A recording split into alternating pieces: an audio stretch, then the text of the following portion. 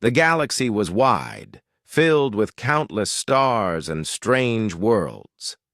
Among those worlds, there were places so dangerous that only the toughest creatures could survive.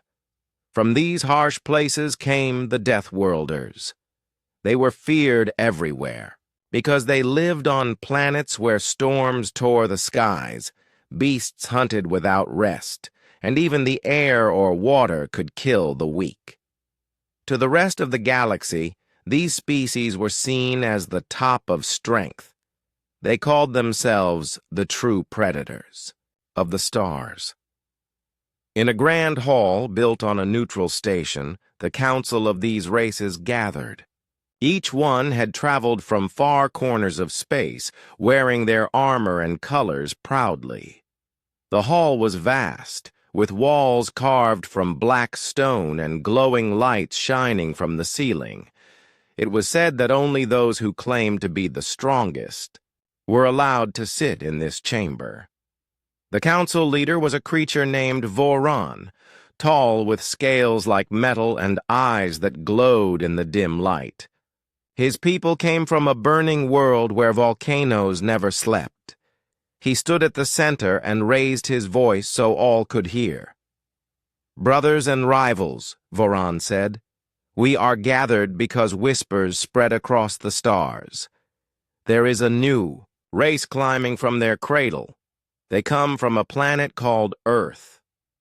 A low growl rolled across the chamber. Many of the gathered warriors had heard that name before. The planet was marked red in their charts, a warning sign for explorers. Few ever dared to land there, for its storms, its poisonous creatures, and its changing climate made survival nearly impossible. Those who tried often never returned. Another predator spoke, her voice sharp like broken glass. Her name was Raylak, of the Desert Hunters. "This world is spoken of in old records. It is a cursed place, full of dangers. But I thought it was only filled with wild beasts not thinking minds." Voran nodded. "It seems the beasts learn to stand. They build machines. They send signals into space. They walk among the stars now. Though their ships are still young," the council laughed, each in their own way. Some barked, others hissed, and one even slammed his claw against the stone table. They thought it a joke. How could a race rise from a place so wild? Surely they would not last long, but one elder, slow in speech yet wise, raised his hand. He was called Joran, of the Ice Plains, his body wrapped in thick fur. "Do not dismiss this quickly. If they come from such a world and still rise, it means they are forged strong, perhaps stronger than we think." A silence fell. His words carried weight. Everyone in that chamber understood what it meant to grow on a death world. Pain, struggle, and danger shaped strength. If humans had managed to leave their deadly cradle, then they might be more dangerous than the council expected. Still, pride ruled the room. One predator after another spoke of their own strength. The scaled warriors boasted of fireproof skin. The desert hunters bragged of speed and sight sharper than blades. The ice warriors told of their endurance, living where cold could freeze metal. Each race repeated the same idea. They were the true apex. None could match them. Yet in the back of the chamber, some younger warriors whispered. They had read reports of humans who fought storms, built homes where none should stand, and hunted beasts larger than themselves. The whispers spread, and unease grew like a shadow in the hall. At last, Voran struck the table with his claw. "We must decide.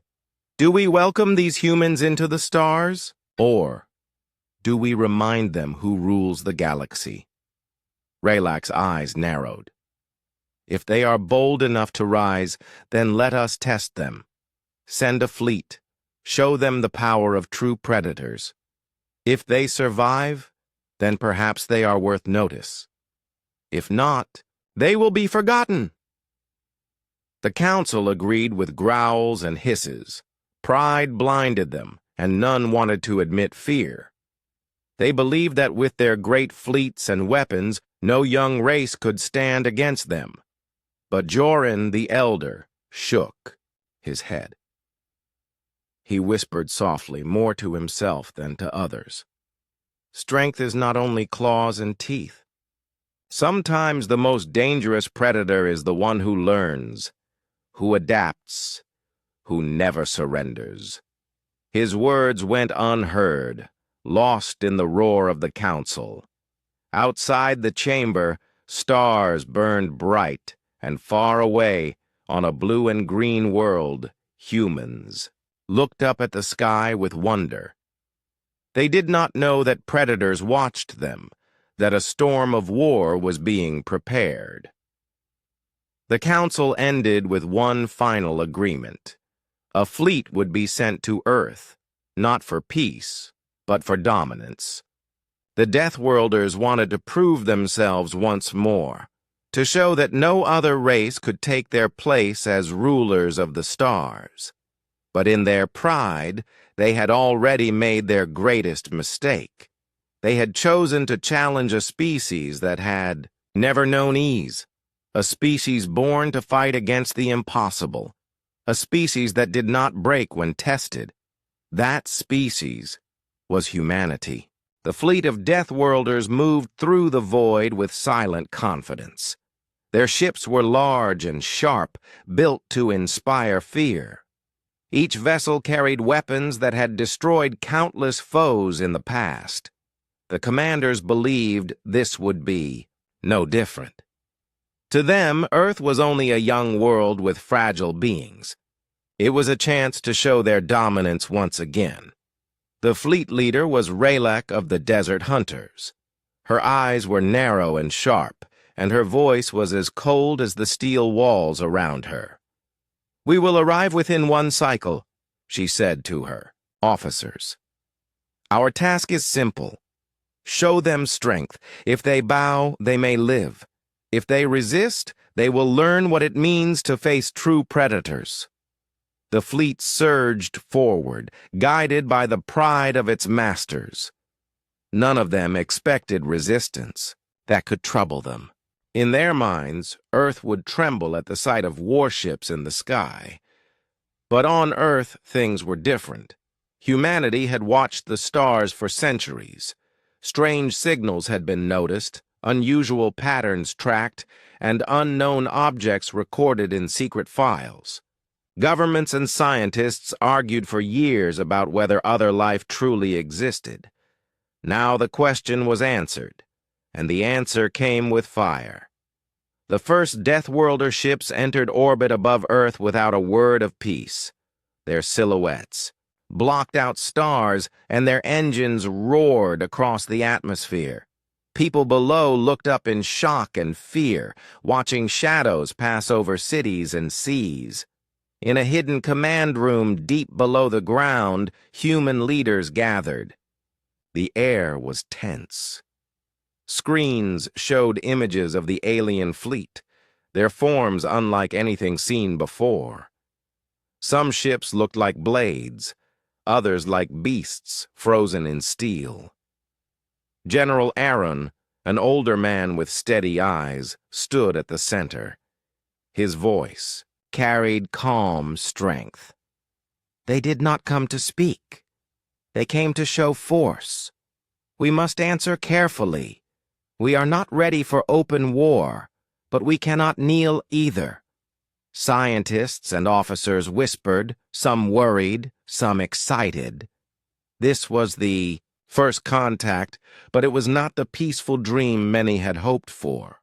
The Deathworlders sent a message at last. It was simple, translated through machines. Kneel or fall. The words spread across human networks. Fear spread, but so did something else. Anger. Humans had lived through endless storms, wars, and hardships. They had faced famine, earthquakes, floods, and still survived. To kneel without a fight was against their nature. General Aaron turned to his people. They think we are weak. They think this world has no teeth. Let us show them they are wrong. We will not attack first, but if they strike, we will answer with everything we have. The first strike came sooner than expected. A smaller alien ship descended toward the surface, landing near the coast. Its ramp opened, and tall armored figures marched out. Their weapons glowed with strange light. They believed that humans would run, perhaps even beg for mercy. Instead, soldiers surrounded them with rifles ready. Helicopters roared overhead, tanks rolled into place, and drones circled in the sky. The aliens laughed, showing their sharp fangs. To them, these human machines looked primitive, almost like toys compared to their advanced weapons. But when they fired to test their strength, they found humans did not scatter. They fired back with precision. The air filled with sound and explosions shook the ground. Though human weapons were less advanced, they were used with skill and teamwork. Every move of the aliens was answered by a clever counter. The fight lasted longer than the Deathworlders expected. They managed to retreat to their ship, wounded and angry. For the first time in centuries, they had been challenged by what they thought was prey. Back in orbit, Raylak received the report with narrowed eyes. Her claws tapped the armrest of her chair. "Impossible," she hissed. "How can such a young race resist us? They have no star fleets, no advanced weapons, yet they fight as if they are born for war." Her officers remained silent, unsure how to explain. On Earth, victory was celebrated, but it was not without cost. Lives had been lost, cities shaken, and fear spread. Yet the people did not bow. Instead, they grew more united. Old rivalries between nations began to fade as a greater threat stood above them. Humanity realized that survival depended on standing together. In villages and cities, stories spread of the first clash. Farmers, workers, and children spoke of how the aliens had been stopped, even if only for a moment. Pride mixed with fear, but it gave strength to many hearts. The Council of Predators had misjudged humanity. They thought strength was only in claws and fangs, in ships and weapons. They forgot that true strength could be found in will, in unity, and in the courage to resist even when defeat seemed certain. From that day, the galaxy would whisper a new story. The humans did not kneel. And in the cold halls of the council station, far away, old Joran of the ice plains would hear the first reports and close his eyes. He had warned them, and his words had been true. Do not dismiss them. They are forged strong. The first contact was no longer a question of curiosity. It was the beginning of a struggle that would shape the stars. The Deathworlder fleet remained above Earth like a shadow. Their presence was heavy, filling the skies with fear. But humans did not break. They had faced storms, wars, and endless disasters before. This was another test, one greater than any before, yet their spirit did not falter. General Aaron walked the halls of the underground command center. Screens glowed around him, showing maps of the world, positions of alien ships, and reports from soldiers. His people were tired but determined. They had seen the power of the Deathworlders, yet they had also seen that these so-called apex predators could bleed. A group of scientists entered the room with excitement in their eyes. Dr. Mira, leading them, placed a file on the table. "General, she said. "We have studied their landing craft and their weapons. Their technology is advanced, yes, but not invincible. We believe we can understand some of it if given more time." Aaron nodded slowly. "Time is what they will not give us. They came to test our spirit. They want us to kneel, but they will learn something different. Outside, in villages and cities, the people prepared in their own ways. Farmers stored food for the long days ahead. Engineers worked, without sleep, building defenses from whatever they could find. Soldiers trained with new strategies, learning how to strike at stronger enemies. Even children whispered stories of courage, imagining humans standing tall against giants. High above, Ralak studied the reports with growing frustration. She had expected fear, surrender, and easy control. Instead, every move of her forces was met with resistance. Humans were clever.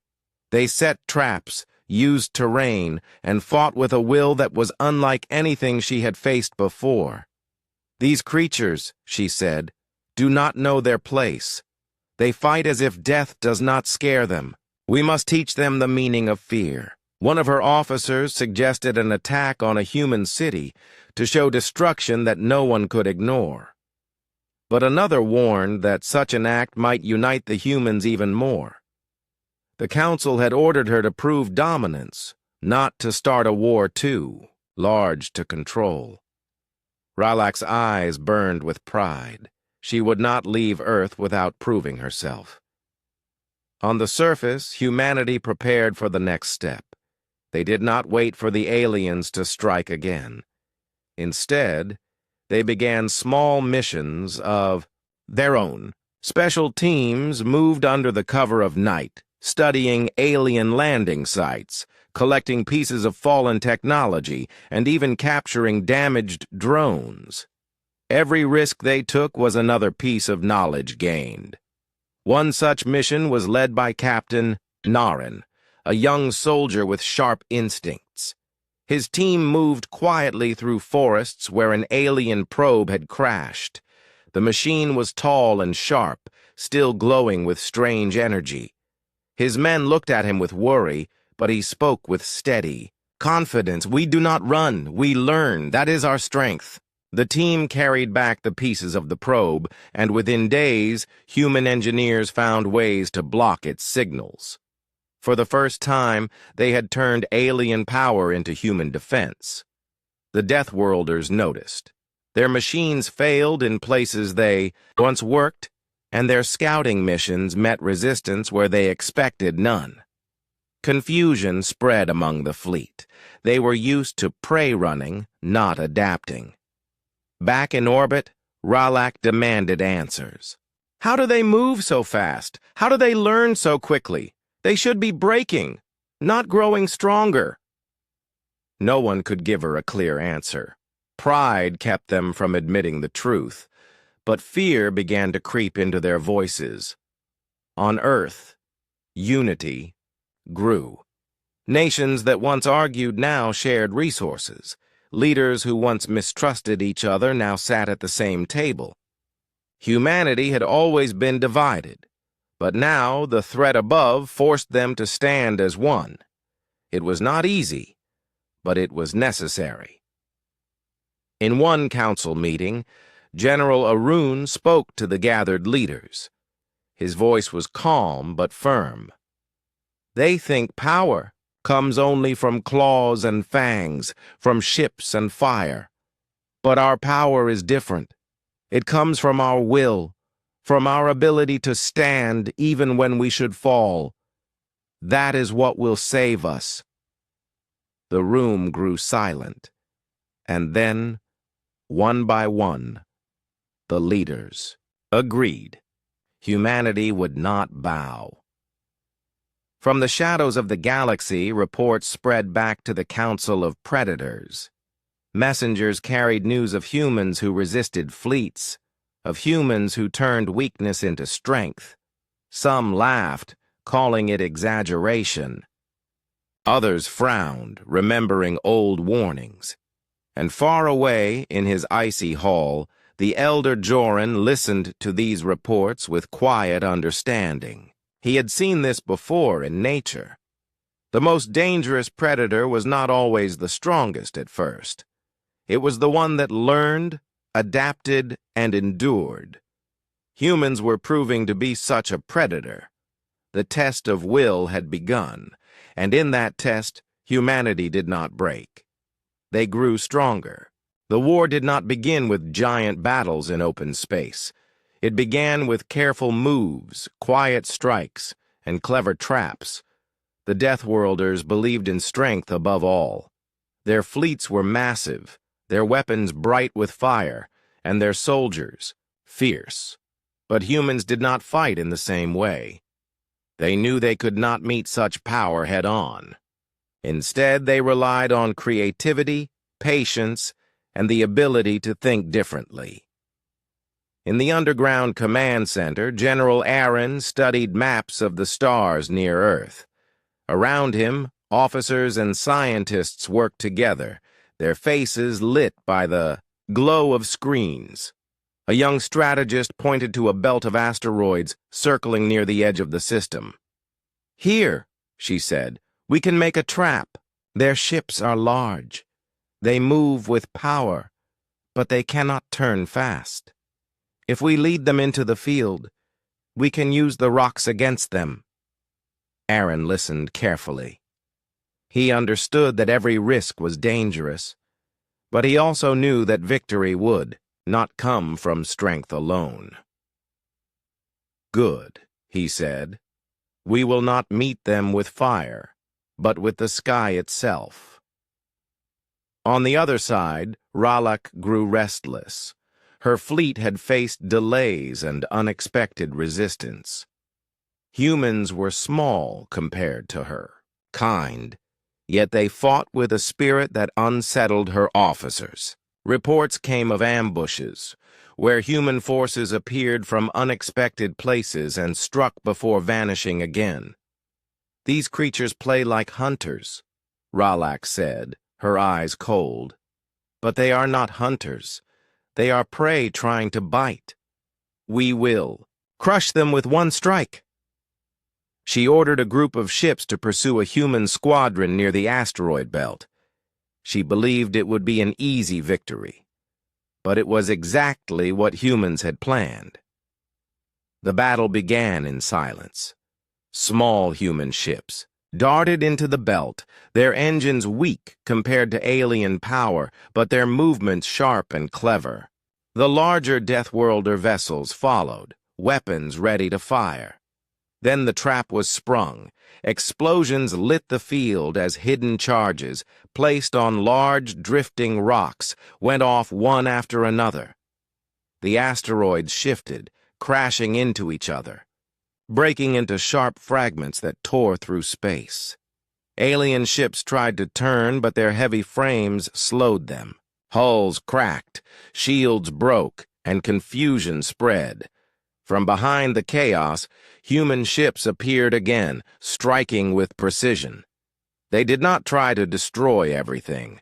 They aimed at engines, at weak points, at places where a small strike could cause great damage. Ralak watched from her command ship, her teeth clenched. She saw her proud fleet stumble not because of stronger weapons, but because of cunning. Her officers shouted warnings, but it was too late. The ambush had worked.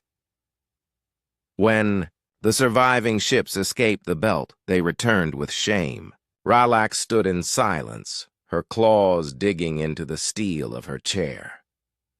"They are not prey," she admitted at last. "They are something else. On Earth, the success gave hope. People celebrated not because they had destroyed a fleet, but because they had proven that victory was possible. News spread across the world, telling of the trap in the asteroids and how humans had turned weakness into strength. For the first time, fear began to turn into pride. In the days that followed, humans repeated this method again and again. They never fought where the enemy was strongest.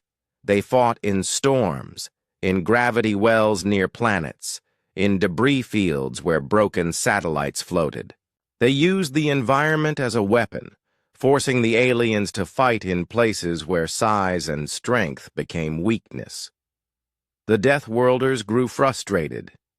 Their strategy had always been the same: attack with overwhelming force until the enemy broke.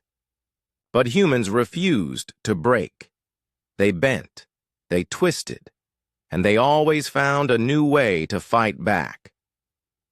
In the council of predators far away, news of these battles reached the ears of the elders.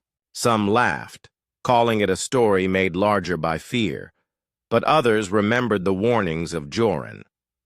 They are not strong by nature, he had said, but by spirit. They endure, they adapt. That is what makes them dangerous. Back in orbit, Ralak stared at the blue world below. She no longer saw it as a simple target. She saw it as a challenge, one she was not yet ready to overcome. The clash of strategies had begun, and it was clear that brute force alone would not decide the outcome. Humans had shown the galaxy something new. True predators were not only those with sharp claws or thick scales. Sometimes the greatest predator was the one who thought differently, who turned weakness into a weapon, who refused to kneel. The Deathworlders had entered the fight believing they were apex, but now they began to question who truly deserved that title. The war did not begin with giant battles in open space. It began with careful moves, quiet strikes, and clever traps. The Deathworlders believed in strength above all. Their fleets were massive, their weapons bright with fire, and their soldiers fierce. But humans did not fight in the same way. They knew they could not meet such power head-on. Instead, they relied on creativity, patience, and the ability to think differently. In the underground command center, General Aaron studied maps of the stars near Earth. Around him, officers and scientists worked together, their faces lit by the glow of screens. A young strategist pointed to a belt of asteroids circling near the edge of the system. "Here," she said, "we can make a trap. Their ships are large. They move with power, but they cannot turn fast. If we lead them into the field, we can use the rocks against them." Aaron listened carefully. He understood that every risk was dangerous, but he also knew that victory would not come from strength alone. "Good," he said. "We will not meet them with fire, but with the sky itself." On the other side, Ralak grew restless. Her fleet had faced delays and unexpected resistance. Humans were small compared to her, kind, yet they fought with a spirit that unsettled her officers. Reports came of ambushes, where human forces appeared from unexpected places and struck before vanishing again. "These creatures play like hunters," Ralak said, her eyes cold. "But they are not hunters. They are prey trying to bite. We will crush them with one strike." She ordered a group of ships to pursue a human squadron near the asteroid belt. She believed it would be an easy victory, but it was exactly what humans had planned. The battle began in silence. Small human ships darted into the belt, their engines weak compared to alien power, but their movements sharp and clever. The larger Deathworlder vessels followed, weapons ready to fire. Then the trap was sprung. Explosions lit the field as hidden charges, placed on large drifting rocks, went off one after another.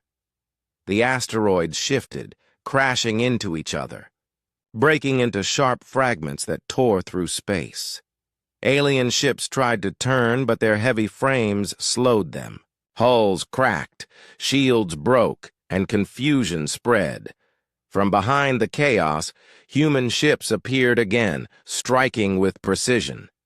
They did not try to destroy everything. They aimed at engines, at weak points, at places where a small strike could cause great damage. Raylak watched from her command ship, her teeth clenched. She saw her proud fleet stumble not because of stronger weapons, but because of cunning. Her officers shouted warnings, but it was too late. The ambush had worked. When the surviving ships escaped the belt, they returned with shame. Raylak stood in silence, her claws digging into the steel of her chair. "They are not prey," she admitted at last. "They are something else. On Earth, the success gave hope. People celebrated not because they had destroyed a fleet, but because they had proven that victory was possible. News spread across the world, telling of the trap in the asteroids and how humans had turned weakness into strength. For the first time, fear began to turn into pride. In the days that followed, humans repeated this method again and again. They never fought where the enemy was strongest. They fought in storms, in gravity wells near planets, in debris fields where broken satellites floated. They used the environment as a weapon, forcing the aliens to fight in places where size and strength became weakness. The Deathworlders grew frustrated. Their strategy had always been the same: attack with overwhelming force until the enemy broke. But humans refused to break. They bent, they twisted, and they always found a new way to fight back. In the council of predators far away, news of these battles reached the ears of the elders. Some laughed, calling it a story made larger by fear, but others remembered the warnings of Joran. "They are not strong by nature," he had said, "but by spirit. They endure. They adapt. That is what makes them dangerous." Back in orbit, Raylak stared at the blue world below. She no longer saw it as a simple target. She saw it as a challenge, one she was not yet ready to overcome. The clash of strategies had begun, and it was clear that brute force alone would not decide the outcome. Humans had shown the galaxy something new. True predators were not only those with sharp claws or thick scales. Sometimes the greatest predator was the one who thought differently, who turned weakness into a weapon, who refused to kneel. The Deathworlders had entered the fight believing they were apex, but now they began to question who truly deserved that title. After the great battle near the edge of human space, a strange feeling settled across the galaxy. The Deathworlders had expected easy victories, yet they had been forced to retreat. Whispers spread through their fleets and among distant colonies. The humans were not just survivors. They were a force to be respected, even feared. On Earth, the people did not rest. They knew the predators would return, and they also knew that victory came from preparation, not luck. Scientists and engineers worked day and night, studying the wrecks of alien ships and the data collected from the storm battle. Every scrap of information was turned into knowledge, every mistake into a lesson.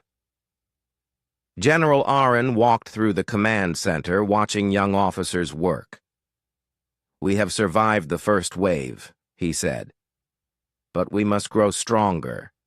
The galaxy will not wait for us to be ready. We must be ready now." Captain Naren trained with his squadron above the Earth, flying through asteroid belts and learning the tricks that had helped them in the storm. Each maneuver became smoother, faster, sharper. Every human who trained was not only learning to survive, They were learning to fight as one mind, as one spirit. In distant systems, some Deathworlders began to speak differently about humans. Scouts and officers who had seen them fight told tales that carried a new tone. They no longer described humans as weak prey. They spoke of them as opponents, clever and unyielding. Ralak, still recovering from the defeat, listened quietly to reports. Her pride was wounded, but she could not ignore the facts. Humans had adapted to situations that would have crushed other species. They had used the environment, their minds, and their teamwork to overcome foes stronger than themselves. They are not ordinary, she admitted softly to herself. They are something else. Even within the Council of Predators, doubt began to grow. Some argued that humans should be avoided. Others suggested observing them rather than attacking. Pride clashed with fear, and the debate spread through every corner of Deathworlder space. Meanwhile, on Earth, life continued, but it was no longer the same. Humanity had seen the stars, and the stars had seen them. People from all walks of life contributed to the rise.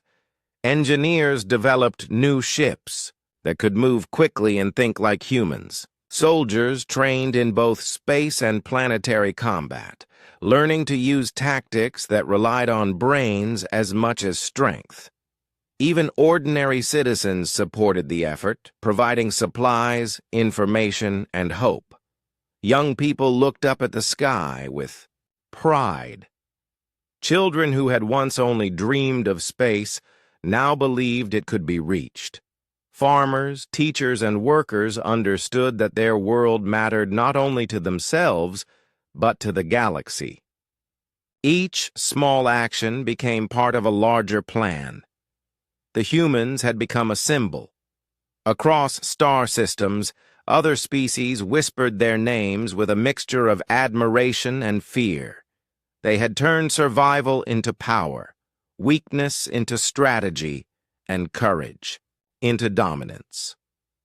They had not yet conquered the galaxy, but they had conquered the respect of those who once called themselves apex predators. General Aaron called a meeting of leaders from every nation. "We must continue to grow," he said. "The galaxy watches us.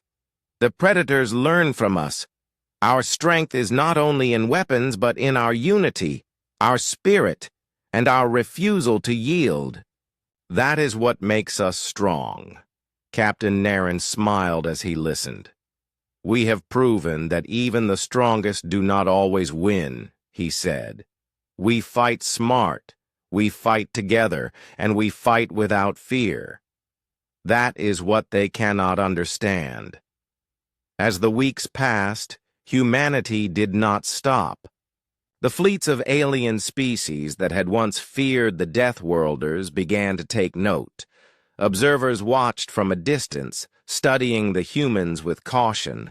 They saw that these people adapted, learned, and endured. They were patient, and they were clever. On Earth, celebrations were quiet but meaningful.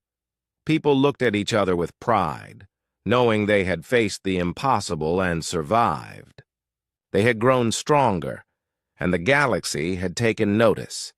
Even Ralak, in her hidden corner of space, could not ignore what she saw. She watched humans rise from the first battle to greater strength with each passing day. She realized that respect was forming in her heart, a rare feeling for a predator. Humanity had earned it. The rise of humanity was not complete, but it had begun. The species that once seemed insignificant now stood tall, ready for the challenges ahead. The galaxy had learned a new truth. Strength was not only in claws, teeth, or weapons. Strength was in courage, in adaptability, and in the will to survive against all odds. Humanity had faced the Deathworlders and proved that they were not prey. They had become a rising force, one that no predator could ignore.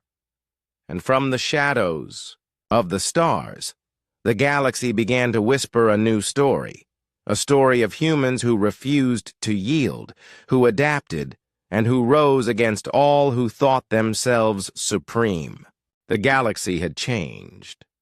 Where once humans were thought to be fragile and unimportant, now they were recognized as a force that could not be ignored. The Deathworlders had come believing in their strength and dominance, yet they had been forced to retreat time and time again. Across star systems, whispers told of humanity's courage, their cleverness, and their unyielding will. On Earth, people continued to grow stronger. The battles had taught them that survival depended on more than strength. It required planning, teamwork, and the courage to face what seemed impossible. Every scientist, soldier, and citizen understood their role in the larger story.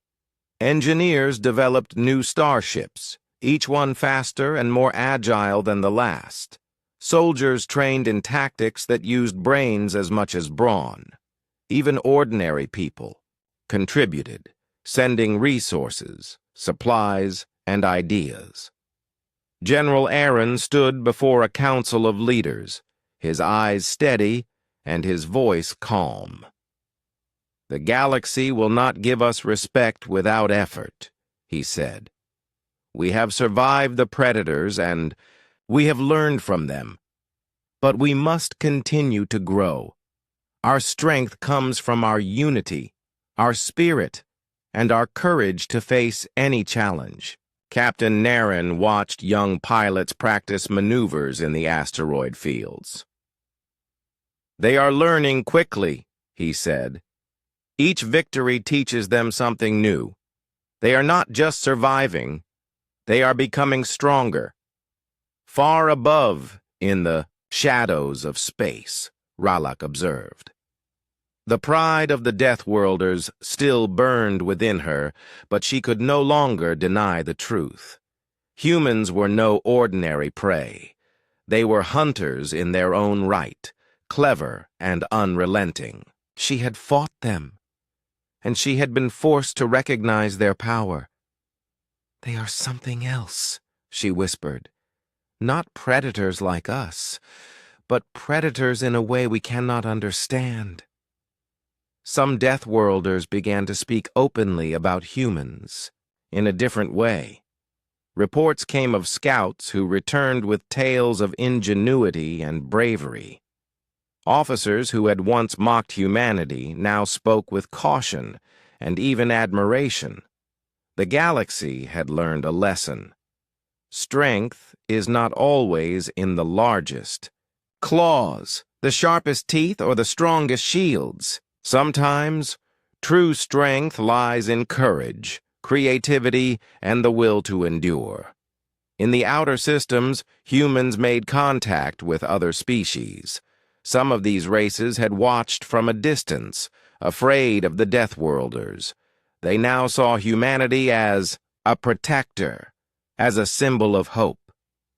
Humans offered assistance, shared knowledge, and formed alliances. They did not conquer with force, but they led by example, showing that courage and intelligence could win where raw power might fail. On Earth, celebrations were quiet yet full of meaning. People gathered to honor those who had fought, those who had survived, and those who had contributed in any way. They had faced the strongest predators of the galaxy and endured. They had proven themselves worthy of recognition. In the Council of Predators, debate continued. Some insisted that humans were too clever to be ignored. Others still clung to pride, hoping that one day they could reclaim dominance. Yet even among the proudest, fear had taken root. They had learned that humans were adaptable, strategic, and relentless. They were no longer creatures to be dismissed. Joren, the elder of the ice plains, listened to reports from distant systems. His eyes reflected the cold stars, but his mind was warm with understanding. "I warned them," he said softly. "The humans are forged in struggle. They endure where others break. That is why they rise." Humans had not yet conquered the galaxy, but the recognition of their power was clear. Where once the Deathworlders claimed the title of apex predator, now it was understood that apex was not measured only by physical might.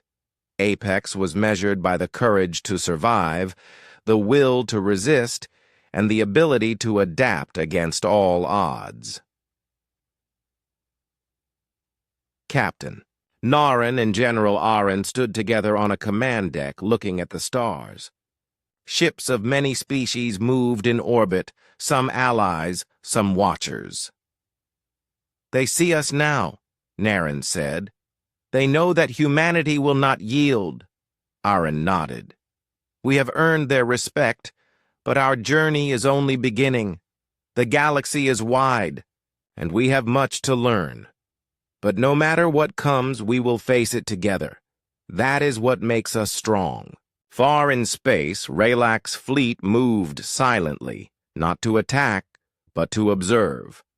Pride still burned in her heart, yet it was now mixed with respect.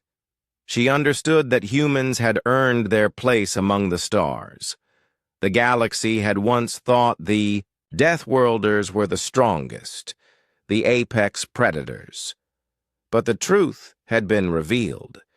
True strength was not only in power, but in courage, will, and the ability to rise against impossible odds. And in that truth, humanity had become the new apex. And so, as humans looked up at the stars, they no longer saw only distant lights. They saw possibilities, challenges, and the vast future that awaited them. They had faced the fiercest predators and survived. They had grown stronger, wiser, and braver. The galaxy would remember the story of humanity, not as prey, but as a species that refused to bow, a species that had risen above all expectations. Humanity had claimed its place among the stars. They were the new apex,